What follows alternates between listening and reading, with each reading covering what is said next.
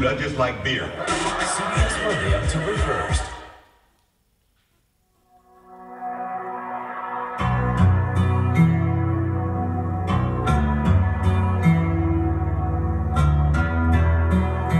Hey guys, Brian and Jeff with Wrenches and Rides, and we are installing a Stage 5 Rockford Fosgate stereo system into our Can-Am X3 XRS. Now these stereo systems are sold in different stages, so you can add on to those kits or you can buy them specifically for what you want. This kit includes 2 front speakers, 2 rear speakers, and 2 subwoofers along with a 1,000-watt amplifier. Now, the kit is basically stage built, so you can buy stage 1, stage 2, stage 3, and the instructions for that stage are going to be with the components that are going to come with it. This is specifically built for the Can-Am X3, so everything should fit well, and the wiring harness is all built to go with it. So it's going to be an easy install, but there's a lot of little things to go through, and there is no specific full set of instructions, so stick with us as we go through. We're going to actually start out by disassembling the vehicle, taking the dash panels out, the side panels, the seats, anything for the wiring and whatnot. And then we went over and unboxed all of the new parts, just so we know where to go, what to grab once we get to it. Makes a lot of sense to have everything on the floor to see what's involved in each step. And in this case, we opened up the front radio and taking a look at it, how it's going to install. We noticed that there is a spot to plug in an antenna, but there's no antenna. Now you can make up your own if you want, or order a small one, hide it somewhere along the lines, but it does not come with the kit. So let's get into installing this. The mount that holds the radio piece needs to be put in the correct position. If you push it all the way back, it kind of makes it look funny up front, but if you notice, there's 2 tabs that are in the dash, and if you just simply drill the 1/8-inch holes right there, this unit will line up perfectly.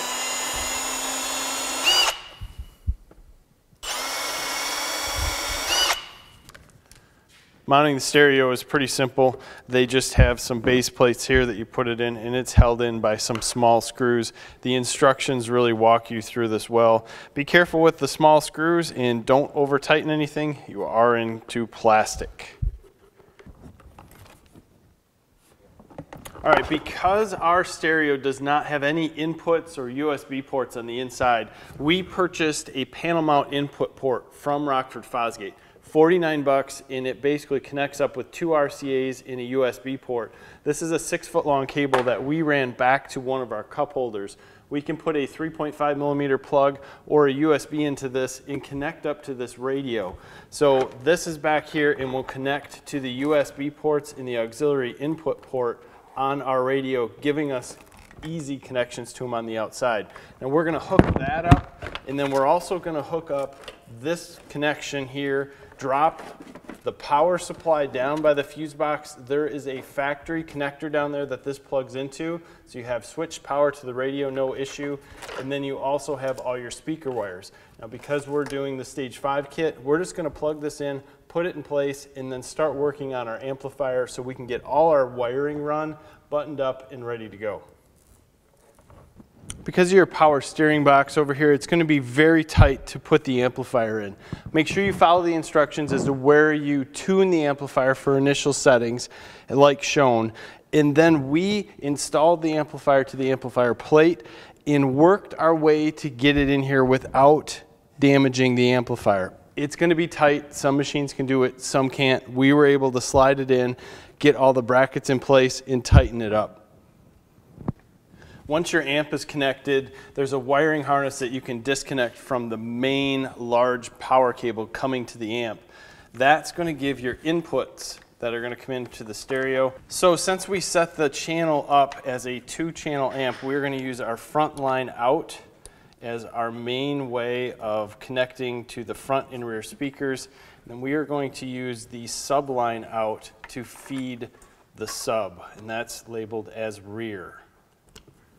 We've disconnected the blue wire that's on here, and we're going to run this through and connect up to the amplifier, leaving the battery terminals completely unhooked. Once you run your cables, connect everything up. One tip, take a picture of the back of the amp so you can get your front and rear speakers connected up correctly. You cannot see a thing back here, and everything is done by feel.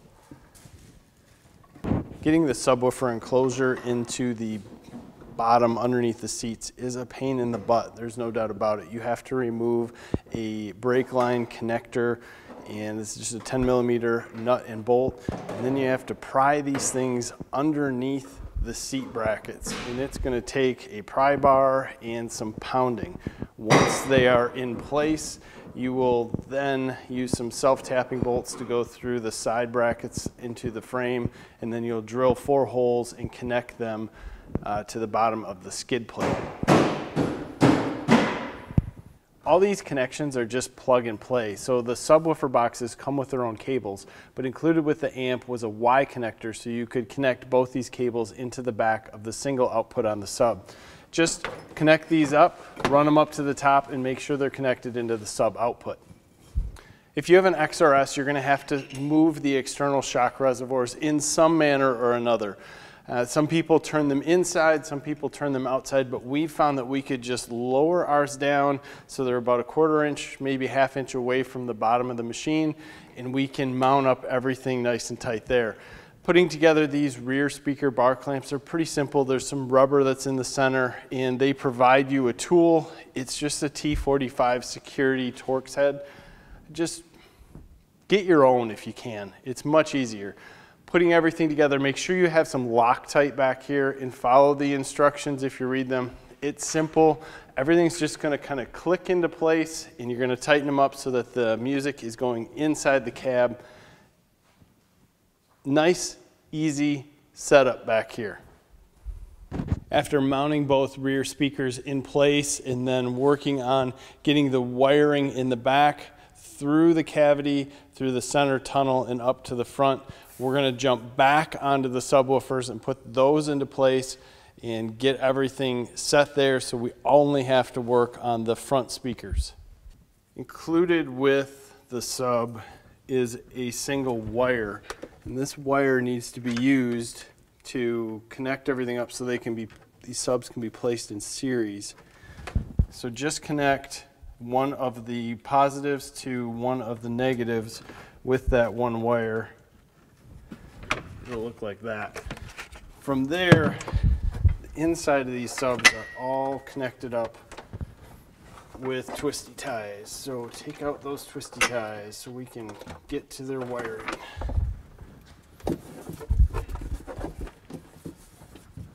From here, pop them off, give them a twist.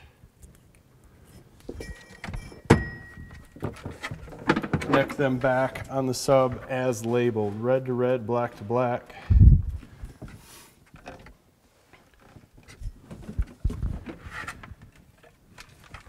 When you place the sub in, make sure that none of the wires are on top of where the sub goes.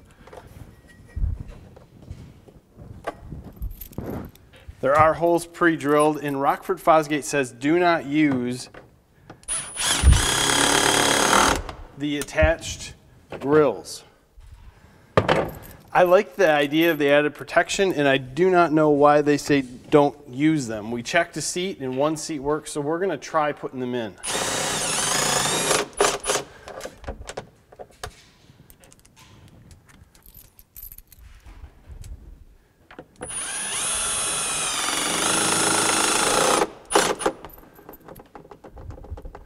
This is just plastic, so if you're using an impact driver like this, make sure it's set on a low setting.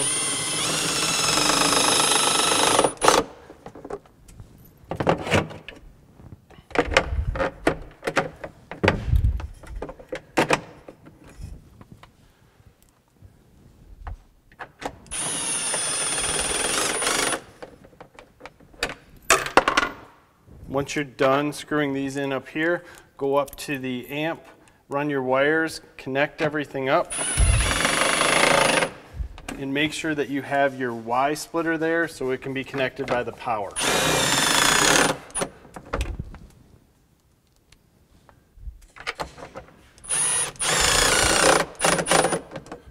As we near the end of the installation, we're hooking up the amplifier to the battery. So we're going to have power to everything that's connected. We're going to temporarily connect the front speakers and give things a test.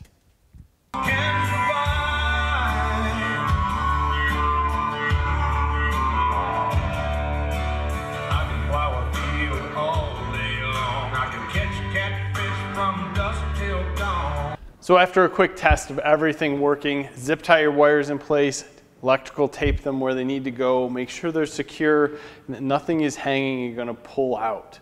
I mean, that's important because you're going to ride pretty hard in these machines. You're going to have a lot of vibration, a lot of bouncing around.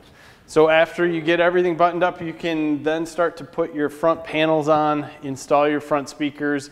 Make sure you look at the positive and negative on those. They're kind of funky, but the wires all kind of make sense. It all comes together. Everything bolts in pretty nice. This system is actually fairly easy to install. It's just time consuming because you have to take everything apart. Yeah, it's like starting from scratch almost. Yeah, once you get everything in and everything back out, I mean, you'll have 5 hours into this, 4 hours total. Yeah, we had 6 with video, and so yeah, 4 hours. So it's not a bad install. What we want to do is give you a quick run through. What we did is we kept the, what do you call them, the screens over the subwoofers? Yes, they said not to, but we had plenty of room under the seat, and I think it gives you a little more protection. That's my fears when you're pulling the seat out that you're going to hit that or something's going to go through it. So good or bad, we put it in that way. Let's take a look and show you what the stereo does.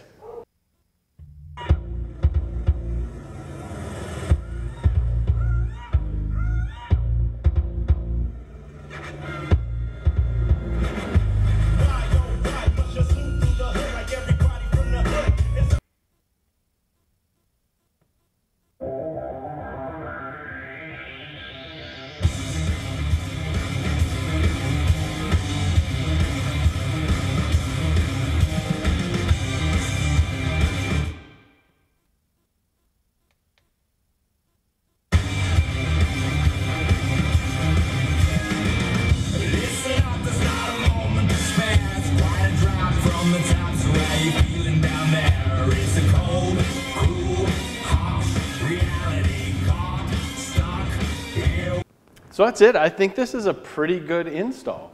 It sounds excellent. We're going to adjust the amp up a little bit more, get it so that we have enough sound coming out of the stereo that we want, but not a lot of distortion, and you have full control of that.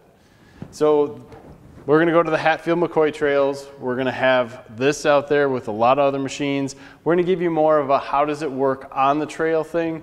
And so make sure you subscribe and follow us. But if you're looking for something like this, great system. Yeah, go to Summit Racing, check it out there.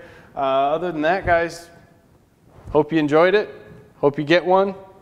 Safe riding.